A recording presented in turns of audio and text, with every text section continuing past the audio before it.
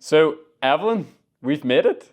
Congratulations, sitting here in Vegas. You are a School Games winner, and congratulations to you. Thank you so much. I'm so excited we finally meet. Oh, it's crazy. I know, it's like when you meet someone that like you've only ever seen on a 2D screen, it's like, it's so strange. Like, what the heck? I know, you're real. 100%. So this is going to be probably the first episode in your own podcast as well, which is super, super exciting. I know your community is going to absolutely love this. So I have the absolute privilege and honor today of interviewing you with the same format that you're going to be interviewing all your incredible guests. So the first question, a really, really unbelievable question that you have come up with is, what came first? Your desire for personal growth or your desire for professional success? Because you're like a super hungry, driven person, and I'd love to try to identify where that hunger comes from. First, there was creativity, actually, and the desire to be able to be creative, right? And then that was very soon colliding with everything that's expected from you and how you should grow up. And so I think an outlet for me was all kind personal development. Started to watch YouTube videos, consume books and all of that. So there was a certain threshold I could meet by just seeking more knowledge. But then there also came the desire to implement more. And I knew that if I don't create my own vehicle, I'm just hitting a ceiling with my growth. So that was basically first the desire to be creative, then personal development as an outlet for kind of that desire to grow and create. And then it was like, okay, I cannot do that if I'm not creating my own ecosystem. Sure. So like take us back to Evelyn as a girl. Like, what was your childhood like? Who were you then? What were some of the things going on? I think I was now I get this told a lot that I have my own son, right? And I hear my grandma telling me a lot, like, he's reminding me so much of you. You were also so talkative, you knew exactly what you wanted, you were captivating people. She often tells me the story of when I was 3 years old, our general doctor, when he came home because my sister, I think, was sick, and he was a very honorable old man. Everybody had respect for him. They were seating him, in German, the how you approach how you talk to someone when you have like the utmost respect. And I got him to play flute with me on the ground. So I was very, like they said, very lively. And then when I came to school, that kind of changed. Like very early, I found school boring. So I had this I remember in the first class when math was introduced, I loved that. And there was a little boy, he was, I think, coming from Bosnia, I think. And so he couldn't speak German, but he was also really good at math. And our thing was in the first, school year ever, who could do it faster, him or me? And then when I was in second year, I could write, and I wrote my first book. And I remember bringing that to school because my dad also encouraged me, and I got destroyed there. The other kids were making so much fun of me for having written a book, So I brought it home and I kind of never talked about this again. And then it became, with school was really easy. And so I had very good grades. And then was the first time, when I was 10 years, you switch school in Austria, right? And so there it kind of continued like that. And then I had a bigger surgery where something went wrong and I couldn't go to the school for 2 months. And then when I came back, I still had all ones. In Austria, it's ones, A's. And then I got a lot of kind of hate for that. Because I wasn't there, right? So how is she getting the best grades?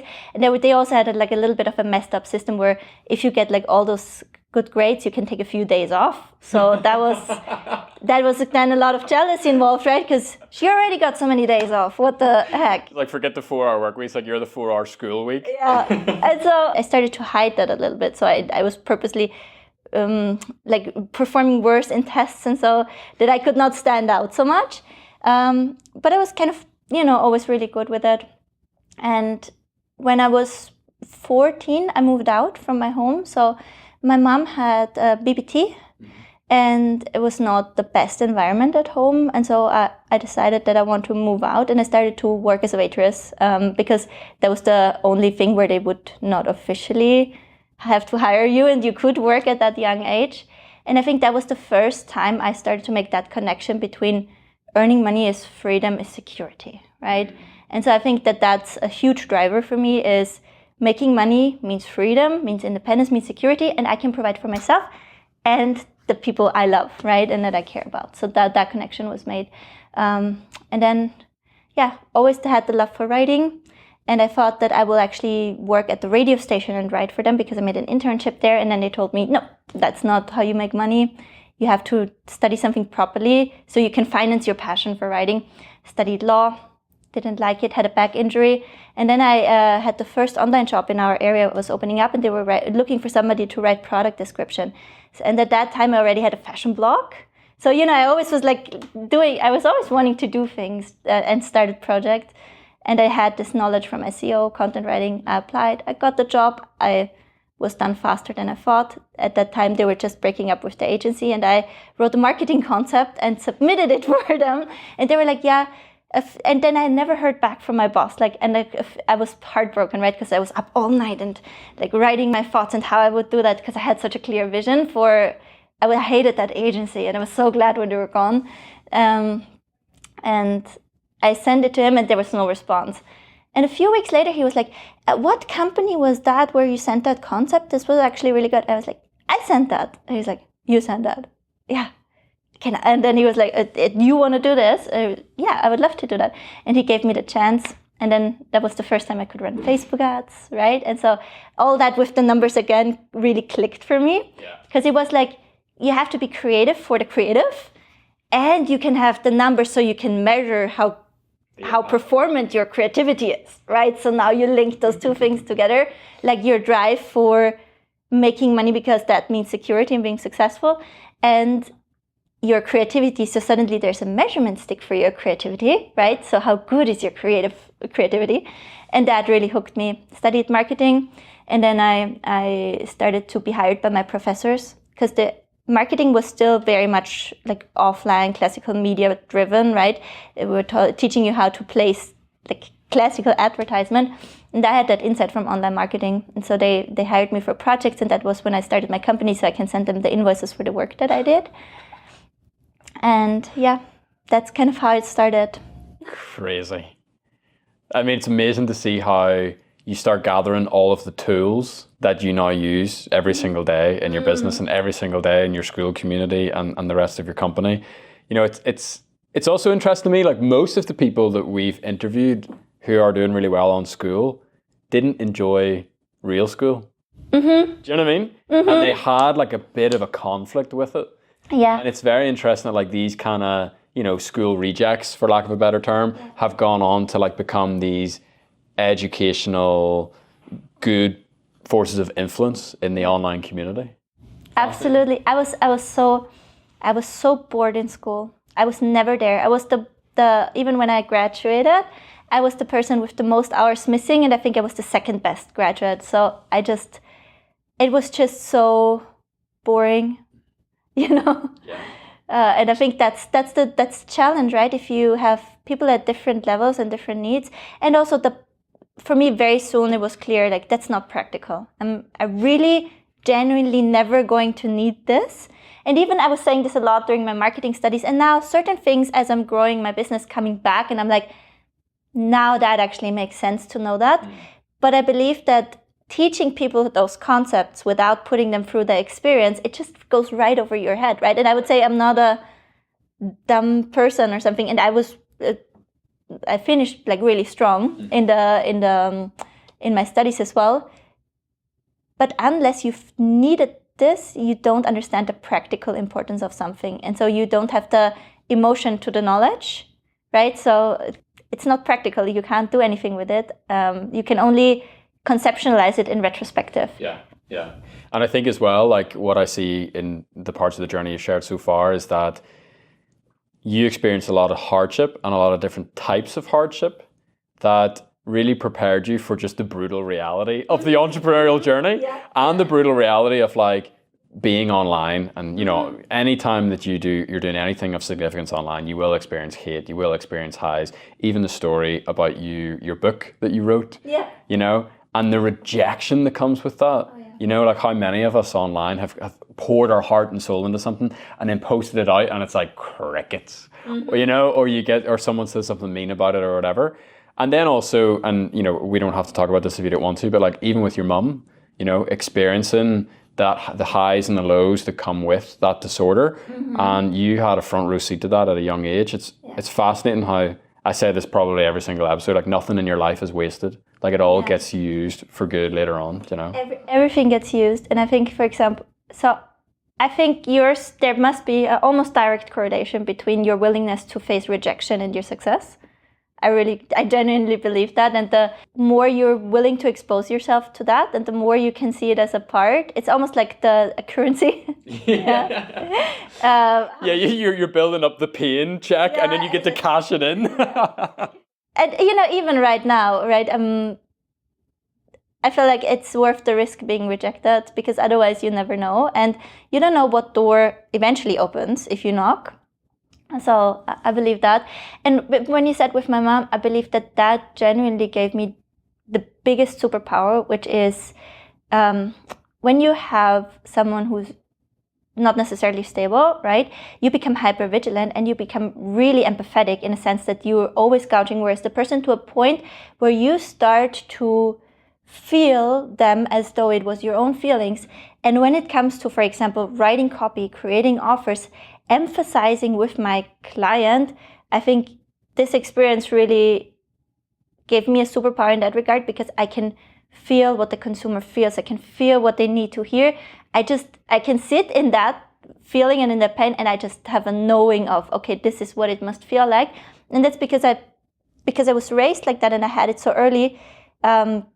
Makes me an introvert as well, because it's hard for me when I'm with somebody, then I'm like, there's always this layer of, you know, scanning, like, how are they right now? What did I say? How did it land? Yes. So there's this constant like hypervigilance that you have, which makes it exhausting to be with people, which is also why community is a great container, by the way, because you can kind of build up the guard. So in that regard, it's exhausting, but it's then also a superpower for you feel so much that you can really meet all kinds of people where they are, because ever since you were young, you screened everyone all the time, and by when things happened, you saw their reaction. So you now understand not only for yourself, but for such a large spectrum of people, what makes them tick and how can things be perceived. And I think if you don't have that, you very largely see life through your lens, right? But if you have had to adapt to so many perspectives, you can see so many point of views, and you can emphasize with so many different type of people. So I think that was the biggest gift. And I also want to say we're like on very good terms now, right? So also learned to let go and forgive that, and set my own kind of boundaries and expectations in that regard. So none of this is ever lost, and everything is also the good things, right? That happen to you shape you. I don't want this to be like, you know. Hey, you gotta suffer all the time. No, exactly. Like I don't think everybody needs trauma to become a great entrepreneur. But I mean, but also. If you've got it, hey, it might be useful. Who said that? I think with Bogdan I had a conversation. He was like, "You turn your shit into gold." I was like, "Yep, that's true." It's really crazy. Actually, I haven't heard anyone say what you've said and the way you've said it, and actually, like, even just felt a little bit emotional there. Like, I've experienced a lot of codependency in my life, and a lot of codependent relationships, particularly whenever I was younger. And I always have believed that it gave me the superpower of sensitivity that I use every single podcast interview that I do now, where you gauge people, you try to understand to see where people are at. Can you push into that area? Can you not? Etc. And I'm going to make a guess here. I'm prepared to be wrong. I did a lot of like one-on-one work with people because this superpower is very valuable, but it burned me out like crazy. Yeah. Did you experience that? Absolutely. And it is the codependency that you describe, right? There's a big reason, I think, why people are so drawn to me is because I have those dependency tendencies. And so it is genuinely true that I care more than many other coaches about their outcome, because I feel them often as almost an extension of myself, right? Is that healthy? Probably not, right? But I care so freaking deeply, and they sense that, right? So when somebody genuinely cares about you to a point like where they check in with you that you didn't expect, or they really go the extra mile because it feels like an intrinsic need for me to see that person succeed. I think that's what makes me like a very attractive figure, not necessarily like really healthy as a one-to-one coach for myself, but then also for the person, because long term you have to empower them, right? But I also believe that I'm a big fan of dichotomy, right? And thinking or letting go of dichotomies and thinking in spectrums.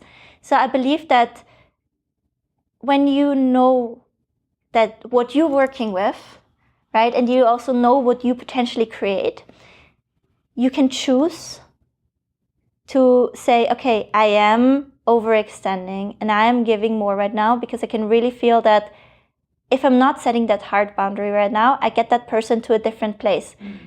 But what I learned over time is letting the person know gently, right?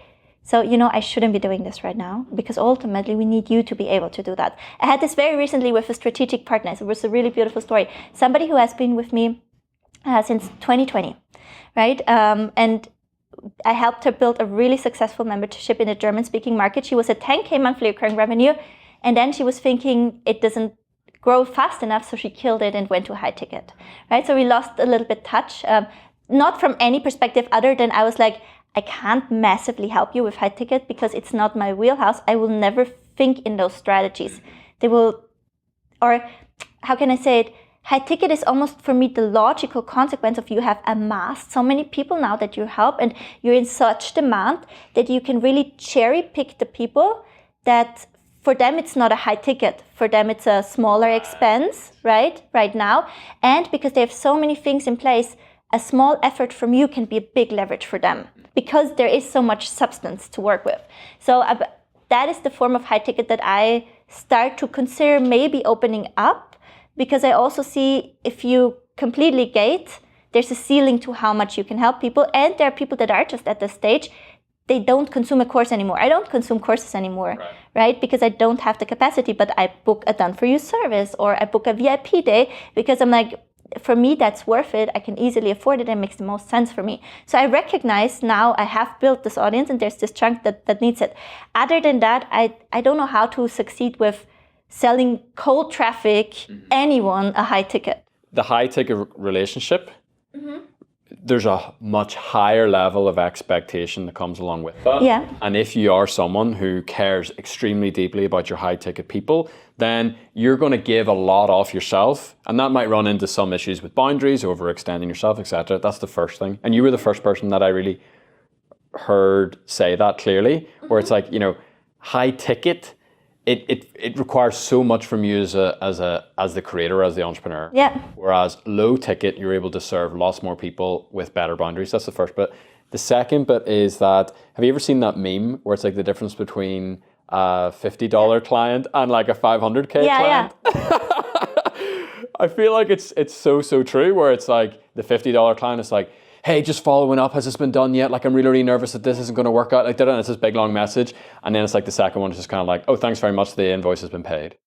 I see that for service provider lens versus the coach lens, because I think that we're in two different territories here, right? Because for the service provider, that's true. I sold websites on Fiverr for $100 per full website, right?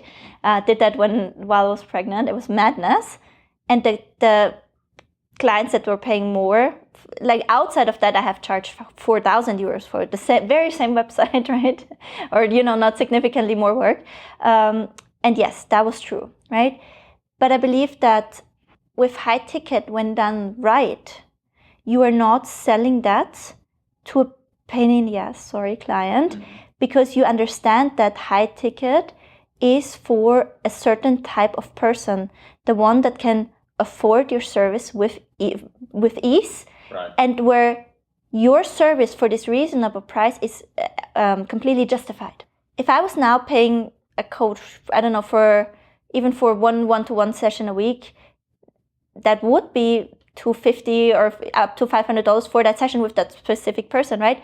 but it needs to be that person that now fits the hole in my business, if that makes sense, and that can give me the right advice. So I believe that that is true, that the pain for people comes because they sell it to everyone. That's the thing. They sell it to everyone without qualifying, and they're not ensuring that they only get the high ticket offer to the people that are ready to receive the value. Yes. Right? And so, and your communities can be the funnel to get people to that level where they're able to receive the value, because now they have all the systems in place and they're not paying you, I don't know, $5,000, so you show them how to link up a Facebook lead generation with your email autoresponder, right? Yeah. That's not $5,000 value. And I think that's where a lot of people go wrong. But that's also what the market was, because for a long time, most people's high ticket program was how you create a high ticket program and then sell it to everyone and anyone, right? And so that, I think that's where a lot of the dysfunction was created, because people thought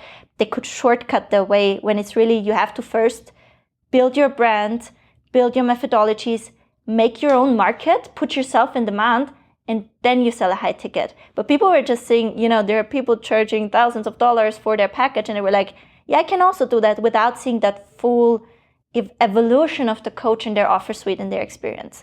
And I think that was 2020, and where the most things went south in the coaching industry. Yeah. Totally. So how have you gone about setting better boundaries for yourself by moving towards more of the low-ticket community model? So I think reducing one-to-one is a big portion. Gaining access to myself, no DMs, things like that. Funneling communication, and then ultimately also eventually establishing a team for answering the questions that keep coming again and again. I think those were the biggest advantages. And then just referring people back and letting them know, look, this is a low-ticket community, and we can only keep it accessible and for this price, because it's not one-to-one coaching. I think just by having that container, people naturally understand better, where the boundaries are. Yeah, if it's $8 a month. Yeah, or even if it's $50 a month, or even if it's $97 a month, right? I think that the container alone clarifies a lot of the boundaries. And then, of course, you also have to hold them up. And honestly, I have to say, I hired my operations manager to also help me with boundaries and hold me accountable. So she, after every group coaching call where I go over, she actually starts to interrupt now on my behalf.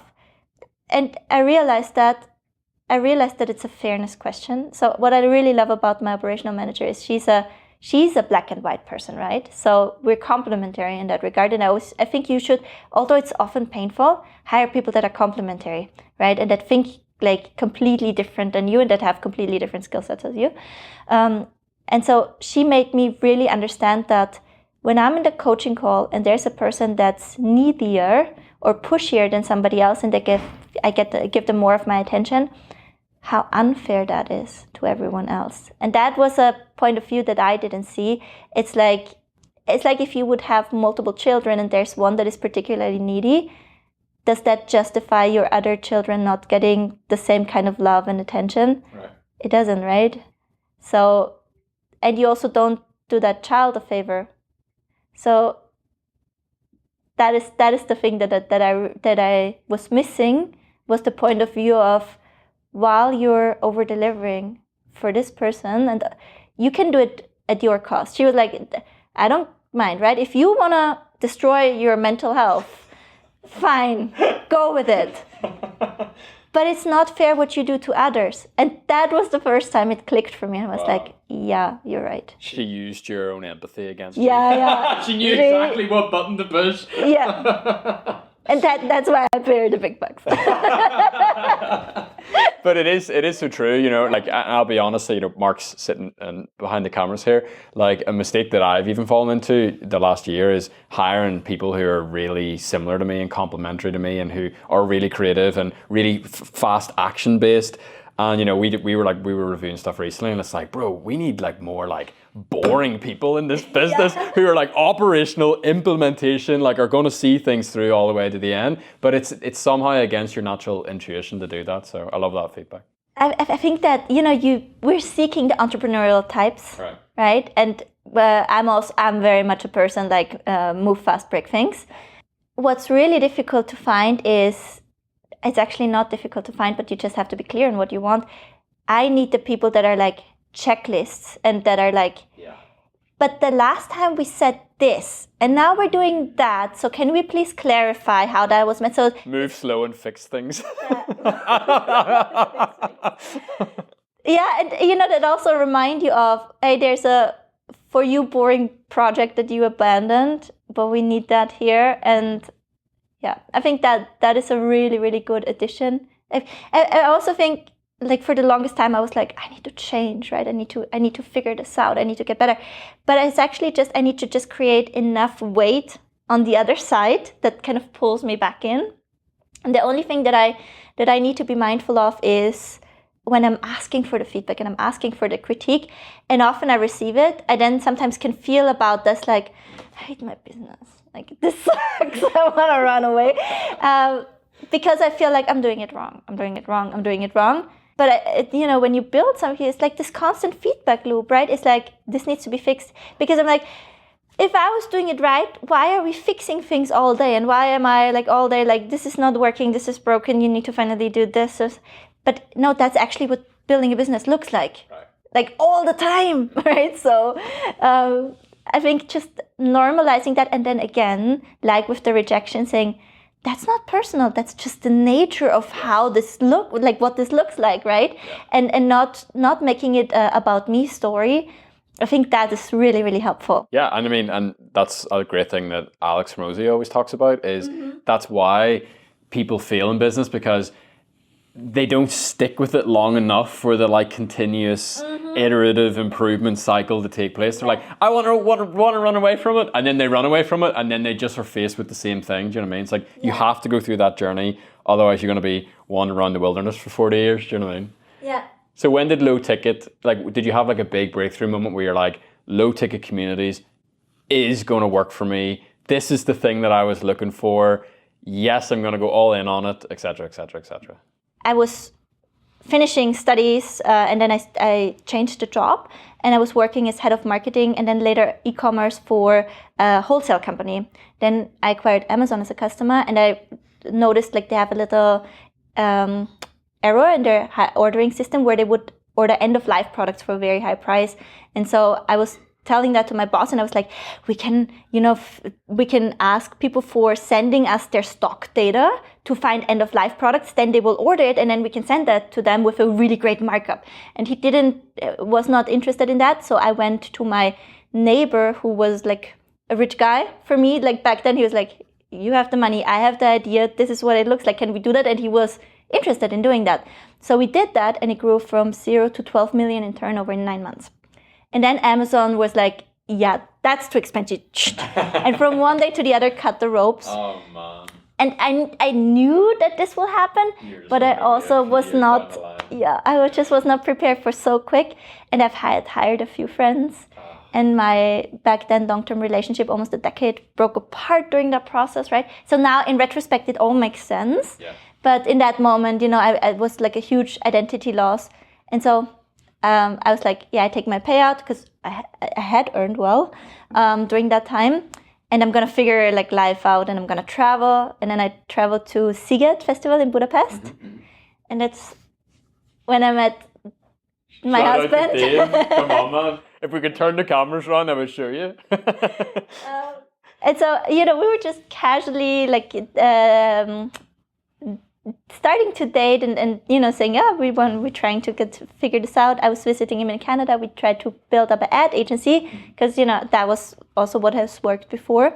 And then we saw like on Upwork, there's a lot of coaches actually, right? And so in Austria, the whole coaching industry was not like here, but I had no track record. So I was like, okay, let me try it. And after we had fallen for a guru with a done-for-you funnel agency product and lost basically all the $12,000 I had saved, as in when I was working on Fiverr building websites during my pregnancy, I was like, okay, I really have to figure this out. And I was like, okay, I always knew kind of have to build a personal brand, but it always felt so scary, Right. Again, here's my book. Yeah. So didn't want to do that. But then I was like, okay, and I feel like sometimes we put ourselves like financially with the back against the wall just so we have to do these things that we actually want to do. So there was a no excuse kind of moment. And then we built, I said, okay, I want to be my own living case study. I want to grow a Facebook group from scratch, document how fast I can grow it, and then I want to pre-sell a coaching offer at the end. So I did that. I sold a 12-week coaching program, just doing with people the same that I have done in this month, like documented. By the end of that month, for $9.97, I got 10 people in. So it was like, wow, $10,000 launch. And the original goal was to go with those people through the program and then relaunch it again for a higher price. Because while I was building up, coaches were seeing that. I got my first job having ads for others, and especially for one lady that was selling a coaching program for $6,000, right? And I was a fan, right? I have never had even seen somebody going live before and all of that. So she was doing a challenge with a challenge chatbot. And my mind was blown. I was like, what is this? This is amazing. I want to do all of this.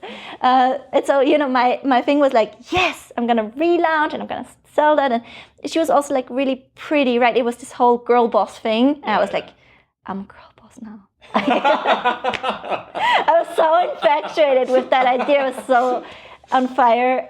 And that was what I wanted to do. But then running ads and being in that program also as an ads coach, I quickly realized, oh my goodness, like people are not getting the results, and that they have paid so much money, they have put so much hope into this.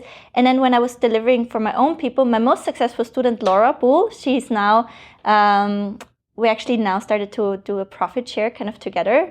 Nice. She built, since 2020, a 7-figure journal brand on Amazon. And so she at that time, she had started from scratch, and in the first month of working with me, she sold her program for $20,000. The testimonial is still on my YouTube channel. Yeah, but wait, then there was another client. By the end of the 12 weeks, he literally was not decided on his niche yet.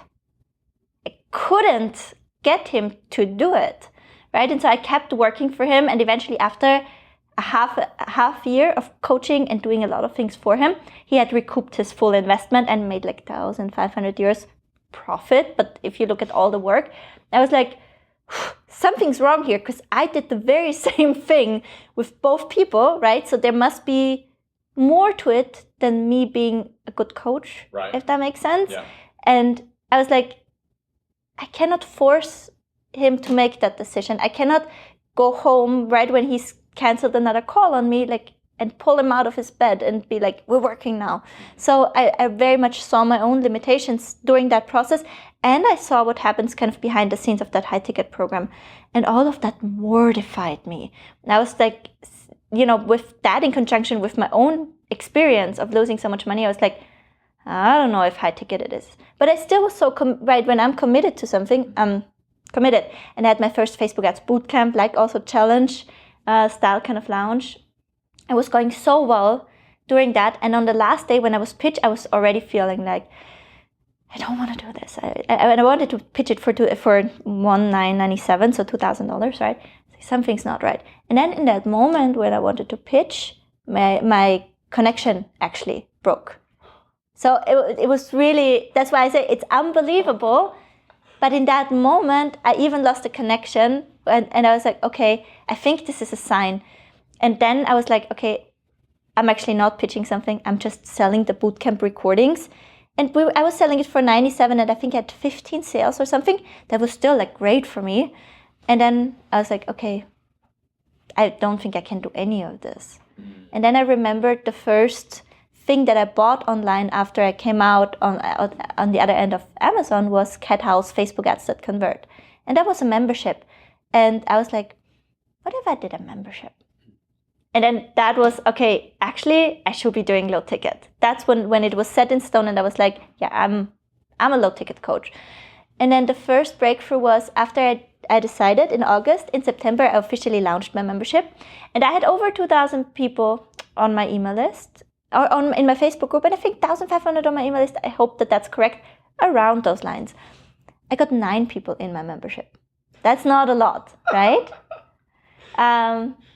But, you got to start somewhere. And then over the course of the next month, I was up to 11. And I was like, okay, I need a funnel. And so I tried all kinds of funnels and nothing would work. And I would run $100 test balloons, which was a lot of money for me at that time, right? Because those 10K from all the way back in, I don't know, what was it? May? It's gone now. So I had my done for you ads clients, right? But none of it was really to a point where like I had a little baby too. And Dave had to go back to Canada. Our relationship was a little bit rocky at that time too, especially because of that financially challenging situation. And we knew if we cannot make this work, we can't be together. And we both had a different vision. He wanted to stay with the agency model. I wanted to do this boss babe coach thing. So we were not on the same page with it at all. And so there was a lot of tension. And actually, he had to go back to Canada in September. And so I knew I was going to be alone for at least 3 months with our son. And now I just sold that membership and it's going so slow. So I actually, at one point, I actually messaged the first member, the one I met in Vancouver I told you about. I was like, hey, I'm so sorry. I think I can't go through with this because I will be alone now. So I was literally canceling the membership, right? And she was like, oh, I'm so sorry to hear that. I understand that. But if you should ever want to do this again, I'm 100% on board with you. And somehow the way she said that, I was like, you know what? I take it back. We do this. You just needed like one little drop of like motivation. You're like, yeah. I know. I guess I just needed to feel like she didn't buy it out of reciprocity. Right. So because at that moment, also because so few people bought, and it was all people I have helped like a lot in my free community, right? So a part of me was like, they just bought it because they like you, right? And because they feel like they owe something to you because you helped them so much. And I think that comment from her just made me understand, no, she actually thinks it's valuable, right? And so that kind of really pulled me back in. So shout out to Vivian. She's actually now a business partner. We have a PLR membership together. So, that also worked out really well. And then I was like, okay, I'm doing this. Grew really slow. I need a funnel, running $100 test balloon after the other. I made eventually over 30 funnels. And the one that clicked was a freebie to video sales letter. And I kept re-recording the video sales letter. The last one I did was in my dad's sauna while my son was sleeping. After I met with the coach I told you before that I was still running ads for. And they were so under pressure with their program because they had like a really great first launch. And then, when you don't get people the results, you start to doubt yourself. And, I think it just changes how you show up. And so every launch was, so you could, and she eventually pivoted. But you could just see that she also got the launch methodology and I think parts of the program taught by another. So she was just replicating. The replicating worked beautifully. But when she saw that, I'm actually not able to help people to the extent I expected it, I think that really crushed her. And I think that also, for me, spoke to her kind of value system. I still would have done some things differently, but that was such a frantic situation there to make it work, also behind the scenes, because, there was this big team. Many people forget that about high ticket coaching, right? How many like fixed costs you have as well, and how much ad spend you have, and how little is actually left by the end of the day. So I was coming off the call, I was sweaty, I was like done, because there was also this humongous pressure on me to get in cheaper challenge leads as well. And all the approaches that I suggested was like, I said, let's work with a tangible freebie, let's nurture people. And then, all of that was like, no, we see this coach does this, let's replicate that. And I was like, guys, you don't know what their backend looks like, right? This is a very reasonable cost per lead that we're getting. So I just constantly had to kind of justify, and it wasn't really getting through with my approach because, they were like, yeah, you're low ticket. What do you know? So it was a really challenging situation. And then after I was, okay, done with the call, I have half an hour till then he wakes up. Let me try to record another video sales letter. And then I put that one up, ads again. And my mom visited me in this night. And I came out and I had in the morning and I had one sale for $27 cost per purchase. And the membership was $27 at that point. And I was coming to my mom, I was like, Mama, I have a sale, we made a sale. And she was like, yeah, how much is it? I was like, $27. She was like, okay. I was like, no, because I have sold this in a funnel and I'm breaking even. And she was like, okay. At this point, everybody was like, when is she taking a job? Yeah. Please. She's like, Evelyn, this won't even cover Aldi. Like, what are you talking about? Like, you need to get a job, girl, So this is also a critical phase, right? When your whole family is just looking at you and are like, yeah, you're embarrassing yourself and everyone else, and can you please get a job? So she didn't get it, but I knew, like, that's it. That was the moment where I knew it's going to work. When I had the first $27 break-even cost per purchase for my membership, I was like, yeah, this is going to work. And in the next month, I was scaling the membership to over 100 members. So, yeah, that was the big breakthrough moment. I eventually broke the funnel. There are a few moments where I was like, it's working, it's broken, it's working, it's broken. But I think that's also like a big part of the entrepreneurial journey. But also, like we talked before, the moment when my life really changed was when we had enough that I know I'm able to sustain my family doing just this full time. That was when everything was different. Yeah. And when the highest quality of life jump came. Since then, we more than 5x'd the monthly income after tax, 20x'd, I think. But it didn't significantly improve or change the life quality. So I think when you're at this point where you can do all in what you love, that's the moment of freedom. Something that has always really stood out to me, even the first time I interviewed you, like, I don't know, 2 months ago now, 1 month ago. Time's so weird. A lot has happened in a short space of time, hasn't it? Is that you have this desire to like protect and provide for your family, and you also have a desire to protect and provide for your community owners, and you want to empower other people to do the same. Mm-hmm. So this idea of like protecting and providing, like how has your growth with this business like lifted up and provided for others? If you could give us a few examples. I believe it has. So for my immediate family, I think it has provided a lot. Although that's also challenging. I thought that I could provide much more for my family and do much more. And I realized that that's not asked for. So that was like really also a very interesting rejection for me, right? For example, I invited my dad to come see us in Canada and got a few like really nice hotels and everything, and realized he's so uncomfortable with this, right? So he doesn't want that. So I got kind of a rejection in that regard, that it's like, I thought I'm going to do all these things to spoil my family. Right, but he gets a lot of pleasure from actually doing that for you because you're his daughter, etc. Yeah, so that there's, and with every person you have this, and even for my little brother, right?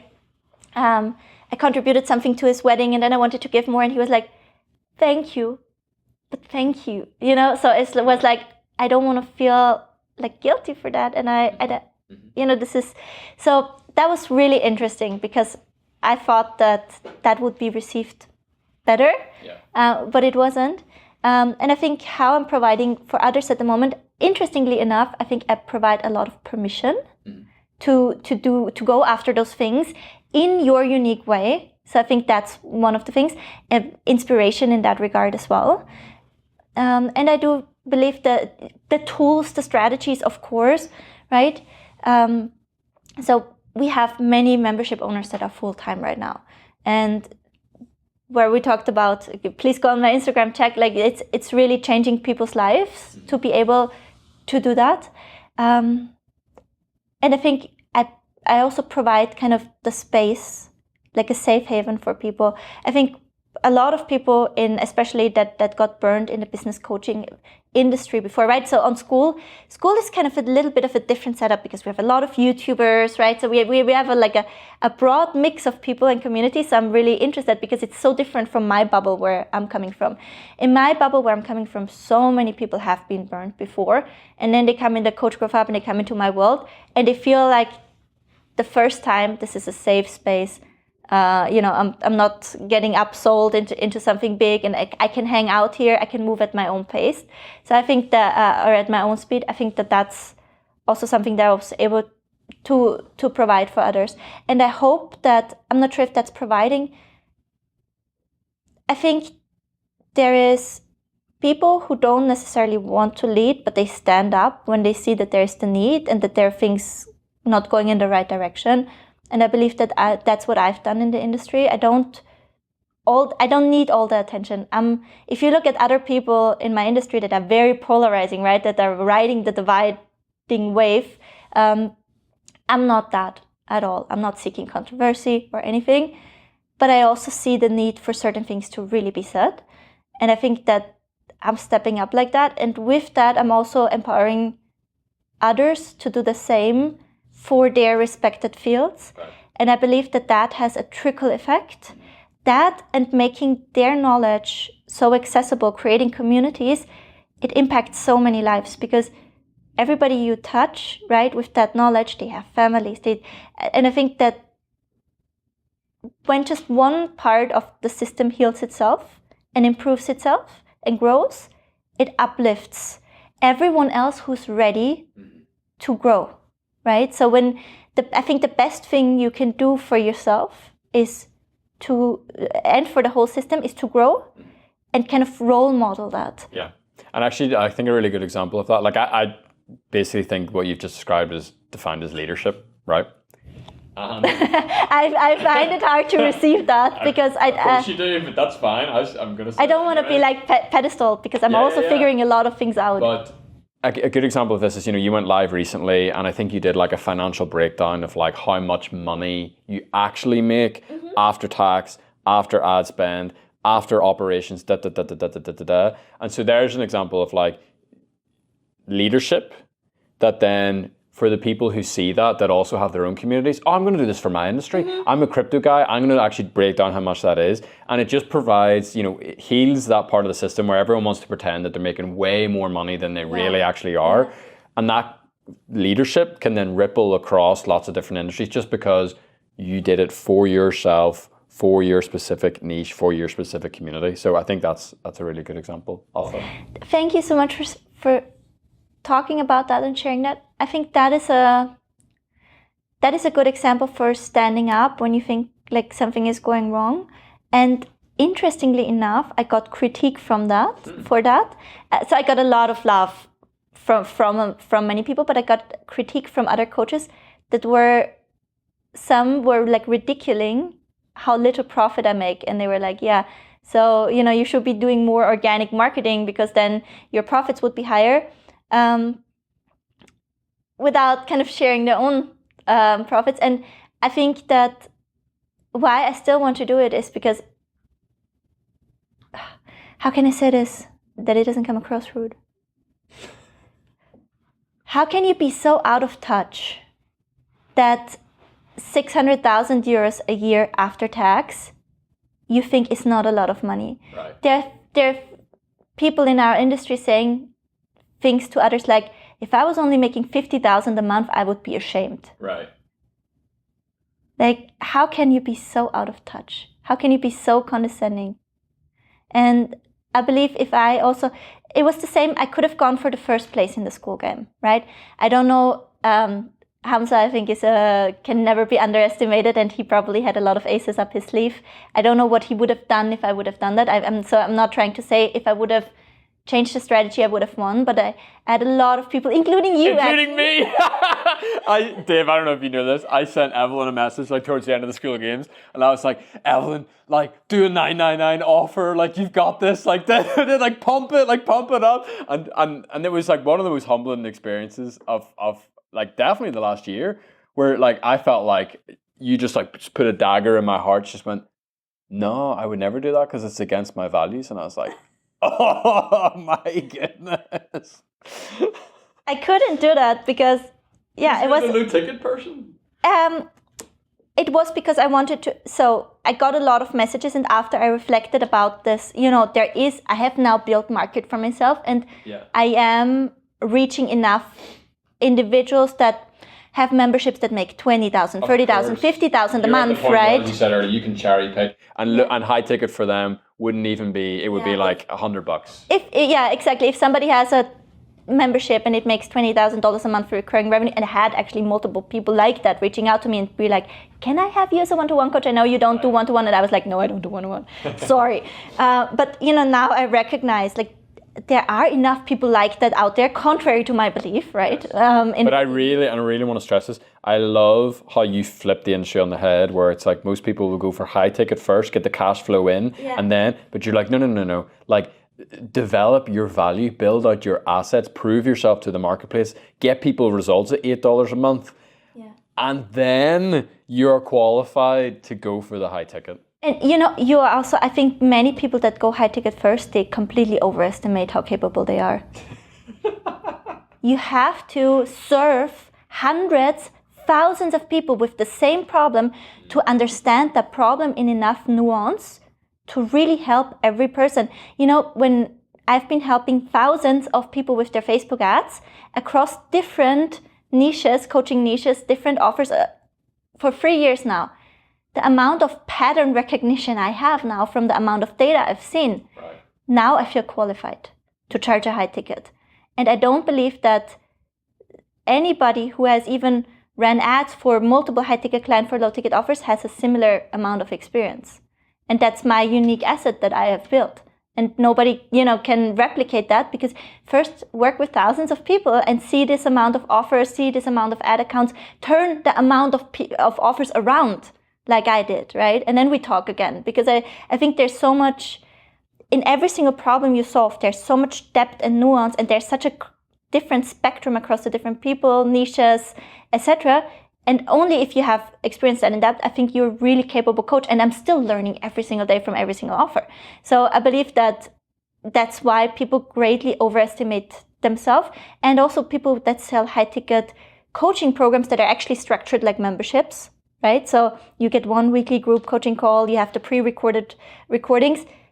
I think that because they don't have the community that gives them feedback, and they're not seeing what results people are getting or not getting, they're under the assumption that the program is better than it is. I genuinely believe that. And I've seen so many high ticket coaches coming into my membership program because they're like, I don't know what happened. I used to sell, 10 spots a month. I barely get one. Like, I'm barely getting by anymore. And it's like, because nobody has money anymore, cost of living crisis. And I'm like, no, the market is professionalizing and your product is not as good as you think. And I'm sorry. But that's the problem, right? Nobody wants to spend the time and the effort to develop their product. I'm the product, right? My mind is the product. Of course, everything I put out is a tangible extension of that. But I mean, people are still gatekeeping things like your ideal client avatar. Right? That was something in 2020 that every coaching, higher ticket business coaching program was like, this is how you map out your ideal client avatar. There are probably thousands of YouTube videos now that help you with that. Things are changing, things are professionalizing. This is just not good enough anymore. And if you're so in such a scarcity mindset that you always hold back and gatekeep and put everything behind the paywall and think about, this person is only paying how much, I'm keeping that for the higher paying clients. No, every time you pour everything you got out into your audience, into your low ticket communities, it fills up with better stuff, because you pour everything you know into them, new questions come and new downloads come. Right. Like you test new things and now you get better, and now you suddenly have knowledge that you don't even know was there. And I always say to people that are afraid to give away the farm, it's like, if you're afraid to give away the farm, you have not found the farm yet. And I think that's really important to know. But we wanted to quickly say for the school game, for the end, right? So everybody was saying, you need to raise the price. Please raise the price. Please raise the price. I was like, no, I can't do that. Because one thing that I wanted to do is position myself as the low ticket membership coach. I wanted to really show people that it's possible with a low ticket community to make a significant income. And if I would have gone for the first place because of my ego, I would have put the message second. And I couldn't do that because the whole goal was to really get the message out there. And plus what I would have also said is that $82,000 monthly recurring revenue is not enough. And isn't it enough? I mean, most people would say for me, it was enough at 1/10 of that. Right. That was pretty much exactly at 1/10 of that monthly recurring revenue. It was enough to beautifully sustain like my family and go for a nice dinner twice a month. Yeah. So, I didn't want to send that message either. Yeah, I never thought about it before where like, businesses will spend like thousands, they'll spend millions of dollars on like market research groups. And then like your community who are paying you to serve them, it's actually just like every single day is market research. Every single day is making your product better for them. It's this beautiful kind of win. Yeah. Evelyn, this has been unreal. I feel like it's like a PhD in online community. It's really, really fascinating. Final question, and this is a question that I'm really excited for you to ask all of your guests on your new podcast. How has your business growth changed you as a person? I think I got stretch marks on my soul. I have to say that. Because when growing so fast is like drinking experience through a fire hose, right? And there's so many cans of worms that crack open when the pressure is really high, and they all crack open at once, right? So all your relationships are tested, right? All the personal development issues you try to circumvent by just making enough money come back to bite you in the ass. So it all is. The demons come out. All the demons they come bring out. all their friends. It's like, we haven't seen each other for so long. Let's all go. And you are in your most vulnerable state as well, right? Because you're underslept. You're you're on so much adrenaline as well, right? So you're kind of rushing through those experiences too. So I believe it, and I think the biggest danger is to become this nihilistic taskmaster, right? You've seen success, you know how you need to just push everything down to just function, and you can turn yourself into something really soulless if you're not careful. So I think the biggest, and that's why I'm saying is like, you have to be so mindful to not, I don't know what the English proverb is, but in German we say, der Zweck heiligt die Mittel. So holy middle. The Zweck, the purpose legitimizes the methods. Do you know what I'm trying to say? So, that the outcome justifies the means. Is that how you say it? The end justifies the means. Yeah. So I think that is the worst thing that can happen, especially if the end is not qualified. If the end is a certain number of members, is a certain income goal, right? I think there always need to be boundaries, right? I actually think that revisiting your core values, defining what success looks to you, who are you truly, right? What's your essence, right? What is left from that little girl that played the flute with the doctor on the ground, right? Where is that still? And holding on to that and saying, the end doesn't justify the means. I cannot win if I can only win in that way. And so I think that's the biggest challenge, is saying, I can only win if I am not losing myself along the way, and if I'm not sacrificing my values, my ethics, my authenticity. And that's a really, really, really slippery slope, because you have to freaking slow down every now and then and saying, okay, I need to look myself in the mirror, and is this still the person? Yeah. Growth for growth's sake is the ideology of a cancer cell. Yeah. It's a lot of people just trying to grow online and grow, but it's like, that's the classic, like, what would it profit a man if he gained the whole world but loses his soul in the process? It's also, you know, I'm not big on politics or something, but I think it's this late stage capitalism thing as well. So I believe that we have to be so mindful with what we create and why, especially if we don't need it anymore, right?